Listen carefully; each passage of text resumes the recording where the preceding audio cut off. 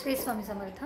आज षट्टिला एकादशी आहे, त्याबद्दल मी तुम्हाला आज थोडी माहिती सांगणार आहे आणि आपल्याला काय काय सेवा करायची आहे ते पण सांगणार आहे। आता एकादशीचे व्रत हे जे व्रत केल्यानंतर आपल्याला होम, दान, जप हे सगळं केल्याचं अनंत पटीने आपल्याला फलप्राप्ती होते। तर आता एकादशीची सेवा, उपासना, नियम आपण जाणून घेऊयात। सर्वप्रथम सकाळी ब्रह्ममुहूर्तावर किंवा सूर्योदयापूर्वी आपल्याला स्नान करायचं आहे। त्याच्यानंतर आपला श्रीसूक्त, पुरुषसूक्त किंवा ओम नमो भगवते वासुदेवाय म्हणत षोडोपचार देवघरातील बाळकृष्णांची जी मूर्ती आहे त्याला आपल्याला जलाभिषेक करायचा आहे। तसंच ज्यांना उपवास शक्य आहे त्यांनी किमान एक भुक्त म्हणजेच एक वेळा भोजन करायचं आहे। आणि तसंच उपवास नसलेल्या लोकांनी तांदूळ किंवा तांदळापासून बनलेले पदार्थ खायचे नाही आहेत, कांदा लसूण पण खायचा नाही आहे। त्याचप्रमाणे दिवसभर ओम नमो भगवते वासुदेवाय या मंत्राचं नामस्मरण आणि आपला जप करायचा आहे। सूर्योदय ते सूर्यास्त या काळामध्ये तुळस, आवळा या पुण्यवृक्षाचे 11, 51 आणि 101 ह्या पटीमध्ये प्रदक्षिणा करायची आहे।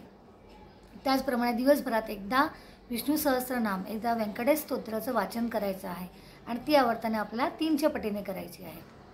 तसंच आज दिवसभरामध्ये कोणाचाही अपमान करायचा नाही, वादविवाद करायचा नाही। षट्टिला एकादशीचं महत्त्व जे आहे वाचायचं आहे, श्रवण करायचं आहे। शक्य असेल तर आपल्याला रात्री भगवान विष्णूचं स्मरण करत शक्य तितका वेळ जागरण पण करू शकतो आपण आणि करायचं आहे। उपवास करणाऱ्या भाविकांनी रविवारी सकाळी 6:30 नंतरच उपवास सोडायचा आहे। तसंच एकादशीची सेवा म्हणून श्री स्वामी समर्थ परमपूज्य श्री गुरुमाऊली यांच्या आदेशानुसार पितृदोष निरसन व्हावं म्हणून 700 श्लोकी श्रीमद भागवत या ग्रंथाचं एक पारायण।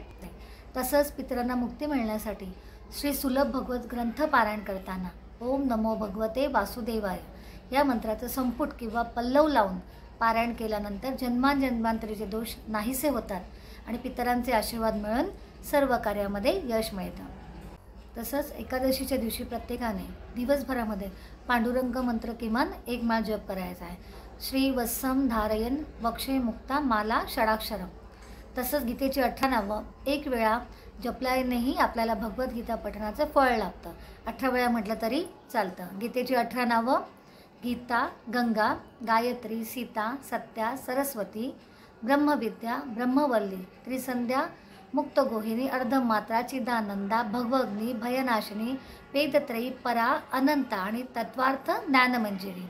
म्हणजे ही 18 नावं आहेत। ही आपल्याला नावं 1 वेळा किंवा 18 वेळा आपण पठण करू शकतो आणि अशा प्रकारे आपण षट्टिला एकादशीची सेवा करून या सेवेचा आपण लाभ घेऊया।